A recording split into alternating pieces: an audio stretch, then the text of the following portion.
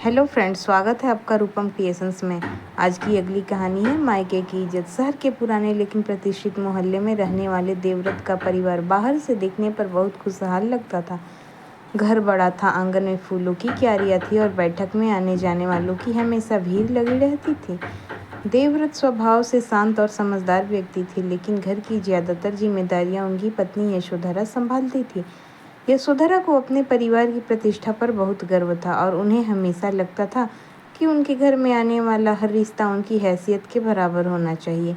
उनका बेटा दक्ष एक निजी कंपनी में अच्छी नौकरी करता था। पढ़ा लिखा होने के बावजूद वह अपनी माँ के सामने ज़्यादा बोलता नहीं था। कुछ महीने पहले ही उसकी शादी ईरा से हुई थी। ईरा एक साधारण परिवार की बेटी थी। उसके पिता नरेश चंद्र की शहर के किनारे एक छोटी सी किराने की दुकान थी और माँ कुसुमलता घर संभालती थी। उन्होंने अपनी सीमित आमदनी में ईरा को पढ़ाया लिखाया था और हमेशा यही सिखाया था कि इंसान की असली पहचान उसके व्यवहार से होती है, पैसों से नहीं। शादी के समय नरेश चंद्र ने अपनी हैसियत से बढ़कर बेटी के लिए सामान जुटाया था। उन्होंने किसी से उधार लेकर दिखावा करने के बजाय अपनी बचत से बेटी की जरूरत की चीजें दी थी। ईरा ने ससुराल में कदम रखते समय अपनी माँ का हाथ पकड़कर कहा था, माँ आपने मुझे बहुत कुछ दिया है, बस अपना आशीर्वाद हमेशा मेरे साथ रखना। कुसुमलता ने बेटी को गले लगाकर कहा था, बेटी हमारा घर छोटा है तो क्या हुआ, तुम्हारे लिए हमारा दिल हमेशा बड़ा रहेगा। शादी के शुरुआती दिनों में सब ठीक रहा।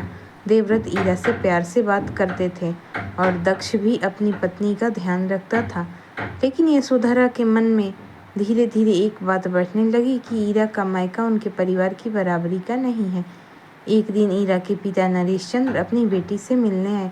उन्होंने साधारण कुर्ता पायजामा पहन रखा था और हाथ में एक छोटा सा डिब्बा था। ईरा उन्हें देखकर बहुत खुश हुई और दौड़कर उनके पैर छूने लगी। नरेश चंद्र ने मुस्कुराते हुए कहा, बेटी तेरी पसंद की गुड़ की मिठाई लाया हूँ, दुकान पर नई आई थी, सोचा तू भी खाएगी।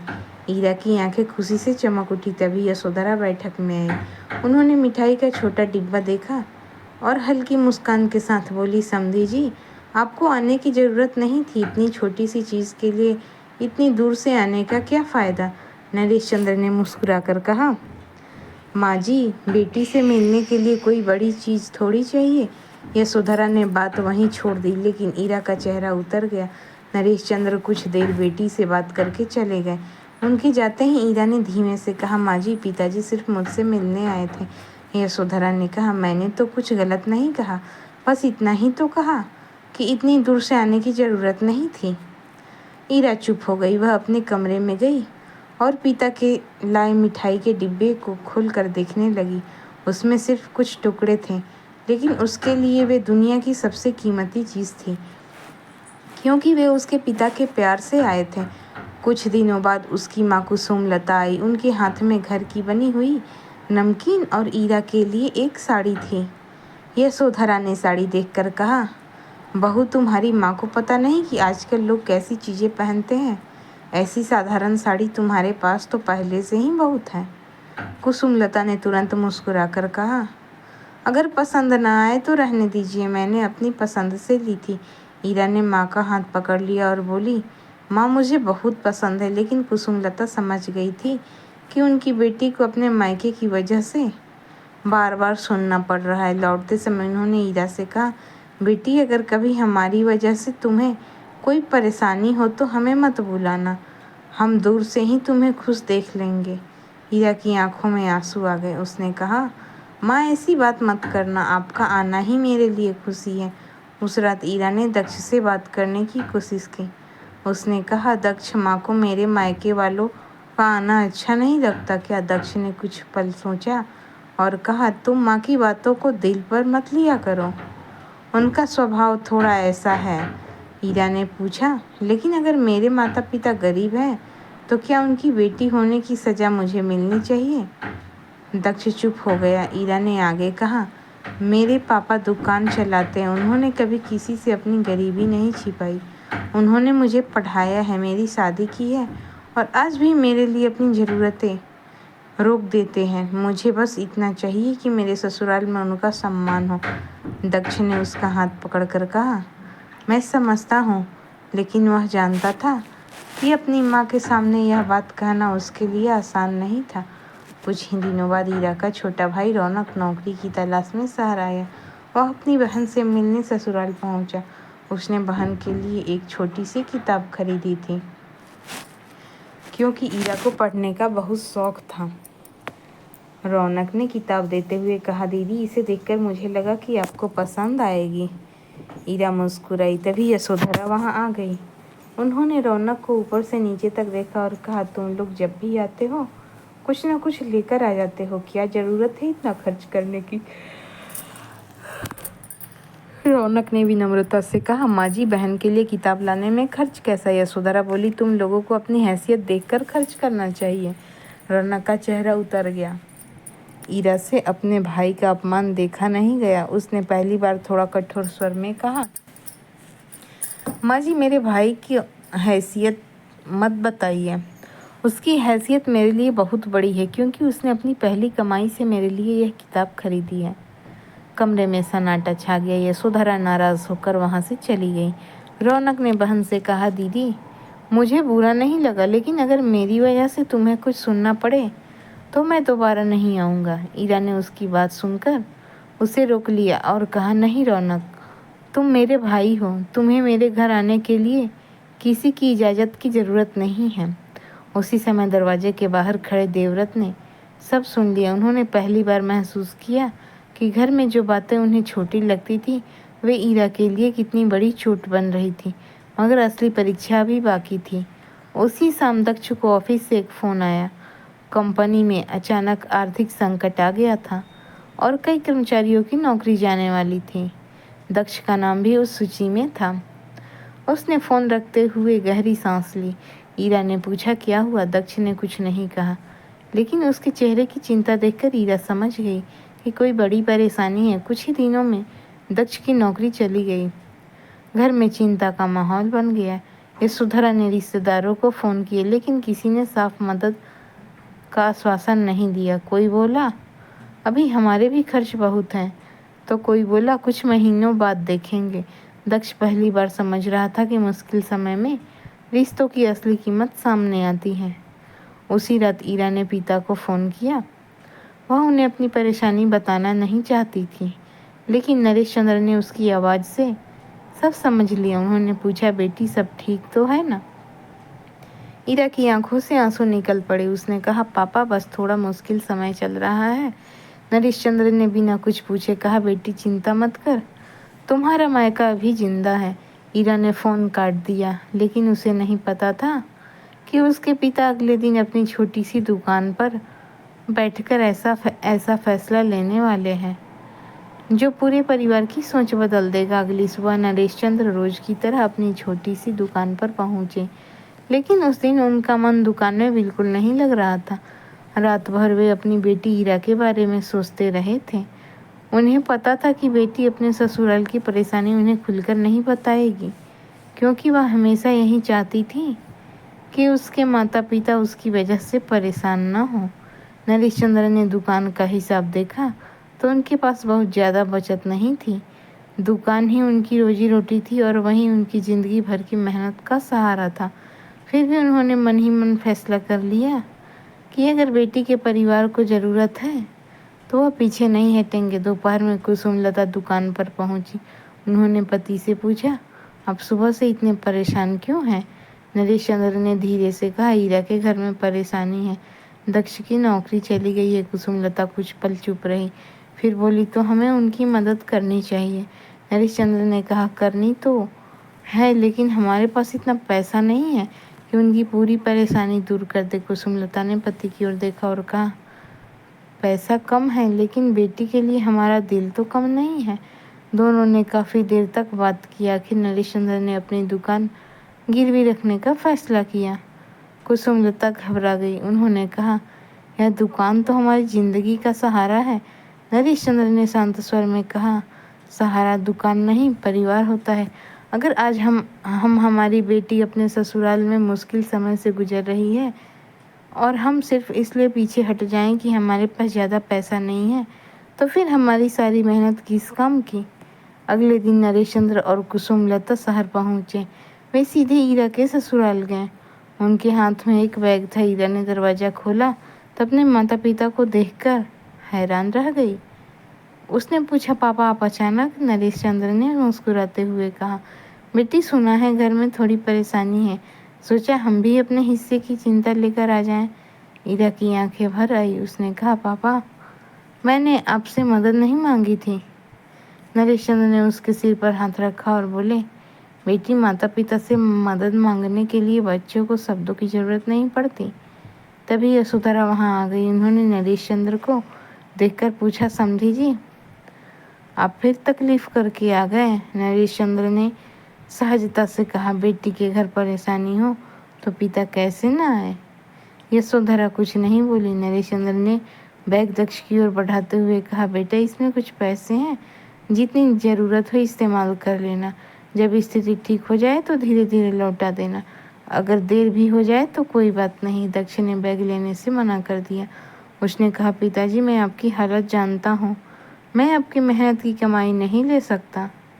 नरेश चंद्र ने कहा, तुम मेरी बेटी के पति हो, तुम्हारी परेशानी मेरी बेटी की परेशानी है और बेटी की परेशानी में पिता अपनी हैसियत नहीं देखता। देवव्रत यह सब चुपचाप सुन रहे थे। उन्होंने पहली बार महसूस किया कि जिस व्यक्ति को उनकी पत्नी बार बार कम हैसियत वाला कहती थी, वह आज उनके परिवार को संभालने के लिए अपनी पूरी जमा पूंजी लगाने को तैयार था। उन्होंने नरेश चंद्र से कहा, समधी जी आपने बहुत बड़ा दिल दिखाया है। नरेश चंद्र मुस्कुराए और बोले, देवव्रत जी बड़ा दिल कहकर मुझे शर्मिंदा मत कीजिए, मैं तो बस वही कर रहा हूँ जो एक पिता को करना चाहिए। तभी यशोधरा ने अचानक पूछा, लेकिन आपने इतना पैसा कहाँ से? नरेश चंद्र ने बात टालते हुए कहा, बस थोड़ी व्यवस्था की है। मगर ईरा सब समझ गई थी। वह अपने पिता को बाहर तक छोड़ने आई और धीरे से बोली, पापा आपने क्या किया है? नरेश चंद्र ने कहा, कुछ नहीं बेटी। ईरा ने पिता का हाथ पकड़कर कहा, मुझे सच बताइए। नरेश चंद्र ने कुछ पल चुप रहने के बाद कहा, दुकान कुछ समय के लिए गिरवी रख दी है। ईरा के पैरों तले जमीन खिसक गई। उसने रोते हुए कहा, पापा आपने मेरे लिए अपनी दुकान गिरवी रख दी? नरेश चंद्र बोले, बेटी दुकान फिर वापस आ जाएगी, लेकिन अगर आज तुम्हारे परिवार को हमारी ज़रूरत थी और हम पीछे हट जाते तो वह भरोसा वापस नहीं आता। ईरा पिता से लिपट कर रो पड़ी। उसी समय पीछे खड़ी यशोधरा ने यह सब सुन लिया। वह पहली बार अपने व्यवहार के बारे में सोचने लगी। उन्हें याद आया कि कैसे उन्होंने नरेश चंद्र की साधारण मिठाई का मजाक बनाया था, कुसुमलता की साड़ी को छोटा बताया था और रौनक को उसकी हैसियत याद दिलाई थी। आज वही परिवार उनके बेटे के लिए मुश्किल समय में सबसे पहले खड़ा था। कुछ दिनों तक घर का खर्च उसी मदद से चलता रहा। दक्ष ने नई नौकरी की तलाश शुरू कर दी। वह सुबह से शाम तक इंटरव्यू देता, आवेदन करता और लगातार कोशिश करता। ईरा भी उसका हौसला बढ़ाती रही। एक रात दक्ष बहुत निराश होकर घर लौटा। उसने कहा, मुझे समझ नहीं आ रहा कि मैं क्या करूं। हर जगह अनुभव मांगते हैं लेकिन नौकरी कोई देता नहीं। ईरा ने उसका हाथ पकड़कर कहा, आपने नौकरी खोई है, अपनी क्षमता नहीं। कल फिर कोशिश करेंगे। उसी समय देवव्रत कमरे में आए और बोले, बेटा तुम्हारे ससुर ने तुम्हारे लिए अपनी दुकान तक गिरवी रख दी है। अब तुम्हें उनके भरोसे को अपनी मेहनत से लौटाना है। दक्ष ने सिर उठाकर पिता की ओर देखा। उसने कहा, पापा मैं यह एहसान कभी नहीं भूलूंगा। देवव्रत बोले, इसे एहसान मत समझना, इसे रिश्ता समझना। कुछ दिनों बाद दक्ष को एक छोटी कंपनी में नौकरी मिल गई। वेतन पहले से कम था लेकिन उसने बिना झिझक नौकरी स्वीकार कर ली। घर में पहली बार कई दिनों बाद खुशी आई।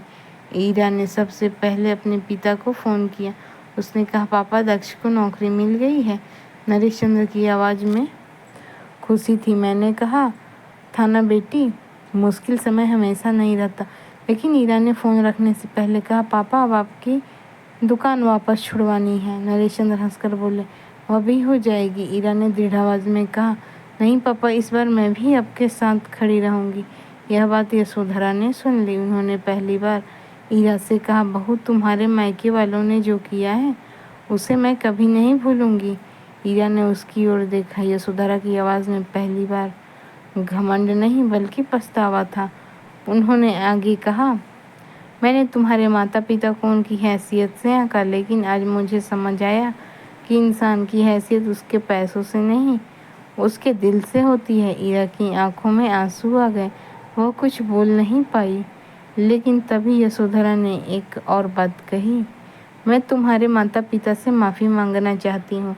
ईरा ने उनका हाथ पकड़ लिया, मगर यशोधरा के मन में यह सवाल था कि क्या नरेशचंद्र उन्हें माफ़ करेंगे, और इसी सवाल का जवाब अगले दिन मिलने वाला था, जब वे पहली बार अपनी बहू के मायके जाने वाली थी।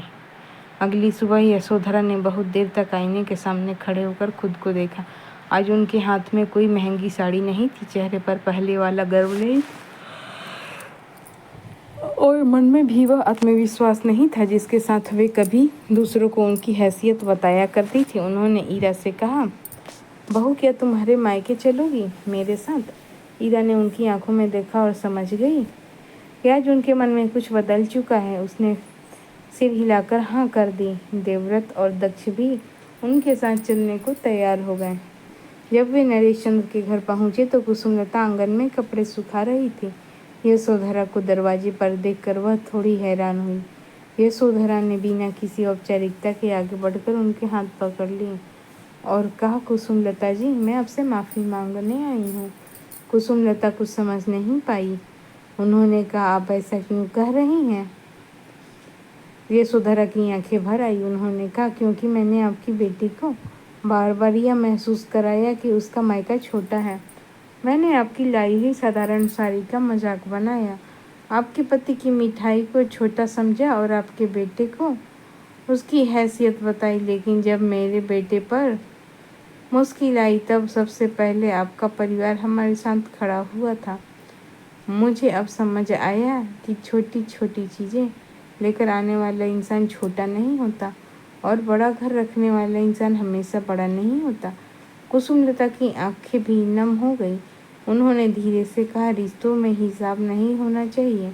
आपने जो कहा उससे हमें दुख हुआ था, लेकिन आप आज यहाँ आई हैं, यही हमारे लिए बहुत है। तभी नरेशचंद्र बाहर आए। यशोधरा ने उन्हें देखकर कहा, समधी जी, आपने मेरी आंखें खोल दी। नरेशचंद्र मुस्कुराए और बोले, मैंने तो कुछ नहीं किया, बस अपनी बेटी के लिए जो जरूरी था वही किया।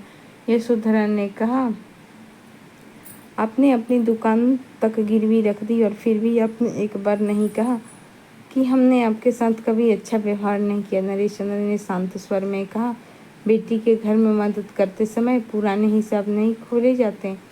यह सुनकर यशोधरा की आंखों से आंसू बह निकले। उन्होंने नरेशचंद्र के सामने हाथ जोड़ दिए। नरेशचंद्र ने तुरंत उनके हाथ पकड़कर नीचे कर दिए और कहा, ऐसा मत कीजिए, अब हम एक ही परिवार हैं। उस दिन दोनों परिवार पहली बार बिना किसी झिझक के एक साथ बैठे। कुसुमलता ने चाय बनाई और नरेशचंद्र ने वही साधारण गुड़ की मिठाई सामने रख दी, जो कभी यशोधरा को बहुत छोटी लगी थी। यशोधरा ने मिठाई का एक टुकड़ा उठाया और मुस्कुराकर कहा, समधी जी, आज समझ आया कि इसमें मिठास गुड़ की नहीं, आपके प्यार की थी। सबकी आंखों में खुशी के आंसू आ गए। ईरा अपनी माँ के पास बैठी थी। उसे विश्वास नहीं हो रहा था कि जिस बात को लेकर वह महीनों से भीतर ही भीतर टूटती रही, आज उसी बात ने दोनों परिवारों को और करीब ला दिया था। लेकिन नरेशचंद्र की दुकान अभी भी गिरवी थी। दक्ष ने नौकरी शुरू कर दी थी और उसने अपनी पहली तनख्वाह हाथ में आते ही एक हिस्सा अलग रख दिया। उसने ईरा से कहा, यह तुम्हारे पापा की दुकान छुड़ाने के लिए है। ईरा ने कहा, इतनी जल्दी तो दुकान नहीं छूटेगी। दक्ष ने जवाब दिया, तो देर लगेगी, लेकिन हम मिलकर छुड़ाएंगे। देवव्रत ने भी अपनी बचत से कुछ पैसे देने की बात कही। यशोधरा ने अपनी कुछ गहने निकालकर कहा, इनकी ज़रूरत अब सिर्फ शादी ब्याह के लिए नहीं है। अगर इनसे तुम्हारे पिता की दुकान वापस आ सकती है तो इन्हें बेच दो। ईरा ने उनकी ओर देखकर कहा, माँ, इसकी ज़रूरत नहीं है। यशोधरा बोली, पहले मैं रिश्तों की कीमत गहनों से मापती थी, अब चाहती हूँ कि मेरे गहने किसी रिश्ते की इज्जत बचाने में काम आए। आखिरकार परिवार के सभी लोगों ने मिलकर कुछ ही महीनों में नरेशचंद्र की दुकान छुड़वा ली। जिस दिन दुकान के कागज वापस मिले, नरेशचंद्र ने उन्हें हाथ में लेकर सबसे पहले अपनी बेटी को फ़ोन किया। उन्होंने कहा, बेटी, तुम्हारा मायका फिर से अपने पैरों पर खड़ा है। ईरा हंसते हंसते रो पड़ी। उसने कहा, आपका मायका पापा आपका मायका कभी कमज़ोर था ही नहीं। उस दिन दक्ष भी दुकान पर पहुंचा। उसने ससुर के पैर छूकर कहा, पिताजी, आपने मुश्किल समय में मेरा हाथ पकड़ा था। मैं शायद जिंदगी भर आपका यह भरोसा पूरी तरह वापस नहीं कर पाऊंगा। नरेश चंद्र ने उसे गले लगाकर कहा, बेटा, रिश्तों में उधार नहीं होता, तुम खुश रहो, यही मेरी कमाई है। कुछ समय बाद नरेश चंद्र की दुकान पहले से भी अच्छी चलने लगी। रौनक ने अपनी नौकरी शुरू कर दी और उसने दुकान को थोड़ा आधुनिक बनाने में पिता की मदद की। कुसुमलता अब जब बेटी के ससुराल जाती तो यशोधरा खुद दरवाजे पर उनका स्वागत करती। एक दिन कुसुमलता हाथ में घर की बनी नमकीन लेकर पहुंची। यशोधरा ने हंसते हुए कहा, आज फिर वही घर की बनी नमकीन? कुसुमलता थोड़ा झिझकी। यशोधरा ने तुरंत उनका हाथ पकड़ लिया और बोली, अब इसे साधारण मत समझना, यह मेरे लिए बाजार की किसी महंगी मिठाई से ज़्यादा कीमती है। दोनों हंस पड़ी। ईरा दूर खड़ी यह दृश्य देख रही थी। उसकी आंखों में संतोष था। उसने सोचा, कभी यही घर उसके मायके की छोटी सी चीज़ों को देखकर उसे शर्मिंदा करता था और आज उसी घर में उसके माता पिता का सम्मान था। कुछ महीनों बाद परिवार में एक छोटा सा पारिवारिक समारोह रखा गया। सभी लोग एक साथ बैठे थे। देवव्रत ने कहा, आज मैं एक बात कहना चाहता हूँ। हम अक्सर रिश्ते बनाते समय परिवार की हैसियत, नौकरी, पैसा और संपत्ति देखते हैं, लेकिन जब जिंदगी मुश्किल होती है तब यही चीज़ें हमारे साथ नहीं खड़ी होती। उस समय इंसान का दिल खड़ा होता है। यशोधरा ने ईरा की ओर देखकर कहा, बहू, तुम अपने मायके को कभी छोटा मत समझना। तुम्हारे माता पिता ने मुझे सिखाया है कि बड़ा घर होना और बड़ा दिल होना दोनों अलग बातें हैं। ईरा ने माँ की ओर देखा और उसकी आंखों से आंसू निकल आए। उसने कहा, माँ, मैं भी आपसे एक बात कहना चाहती हूँ। मेरा मायका मेरे लिए कभी छोटा नहीं था, बस मैं डरती थी कि कहीं उसकी वजह से आपको शर्म ना आए। आज मुझे खुशी है कि अब मुझे अपने माता पिता से मिलने के लिए किसी की नज़रों से डरना नहीं पड़ेगा। यशोधरा ने उसे गले लगा लिया। उस दिन घर में पहली बार कोई यह नहीं देख रहा था कि किसने क्या दिया और किसके पास कितना पैसा है। सब सिर्फ यह देख रहे थे कि कौन किसके साथ खड़ा है। कुछ समय बाद नरेश चंद्र की दुकान के बाहर एक नया बोर्ड लगा, अपनों की दुकान। रौनक ने मजाक में कहा, पिताजी, यह नाम आपने क्यों रखा? नरेश चंद्र जी मुस्कुराए और बोले, क्योंकि मुश्किल समय में पता चलता है कि अपने कौन है। ईरा ने वह बोर्ड देखा तो उसके चेहरे पर मुस्कान आ गई। उसे लगा जैसे उसके पिता ने सिर्फ दुकान नहीं बचाई थी, उन्होंने अपनी बेटी का सम्मान भी बचाया था। कहानी का अंत उसी घर में होता है जहाँ कभी मायके की हैसियत पर सवाल उठाए जाते थे। जब भी ईरा के माता पिता आते, यशोधरा खुद दरवाज़ा खोलती और कहती, समधी जी, आप आए हैं तो घर पूरा हुआ।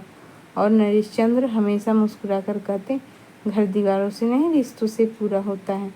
इस कहानी की सबसे बड़ी सीख यही है कि किसी के मायके की आर्थिक स्थिति देखकर उसकी बेटी की कीमत तय नहीं करनी चाहिए, क्योंकि पैसा कभी भी कम या ज़्यादा हो सकता है, लेकिन माता पिता का प्यार और मुश्किल समय में दिया गया साथ किसी भी दौलत से बड़ा होता है।